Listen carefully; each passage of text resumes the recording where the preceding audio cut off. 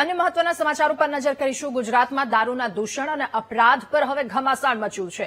રાહુલ ગાંધીના ટ્વીટ પર શિક્ષણ મંત્રી રીવાબા જાડેજાનો પલટવાર।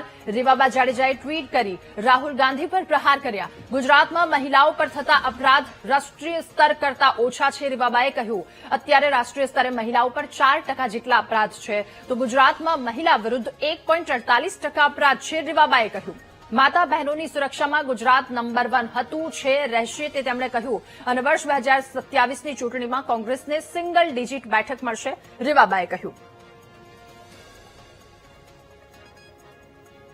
तो गुजरात में महिला विरुद्ध जो अपराध नोंधाई रहा है ते देशनी सापेक्षे ओछा है। माता बहनों की सुरक्षा में गुजरात नंबर 1 है हतुं अने रहेशे तेवुं तेमना द्वारा ट्वीटना माध्यमथी कहेवामां आव्युं। राहुल गांधीए कह्युं के यात्रा दरमियान बहनों दीकरीओ अने स्त्रीओ द्वारा एक फरियाद करवामां आवती हती सुरक्षाने लईने अने त्यारबाद ए वात पर રીવાબાનો आ पलटवार।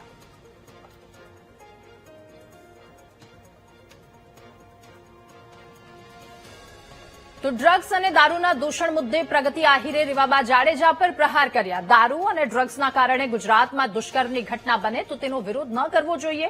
सवाल प्रगति आहिरे पूछ्यो। भाजप नेता दुष्कर्ममां पकड़ाय तो तेनो विरोध न करवो जोईए। नशाना दूषणथी महिलाओ विधवा थाय छे तेनो विरोध न करवो जोईए। शुं जामनगरमां ड्रग्स और दारूनुं वेचाण नथी थतुं? प्रगति आहिरे आ वात कही।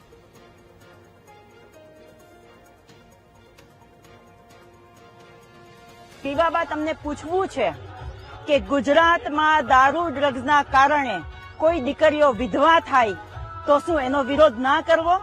ગુજરાતમાં દીકરીઓના બળાત્કાર થાય અને એમાં ભાજપના નેતાઓ હોય તો શું એનો વિરોધ નહીં કરવાનો?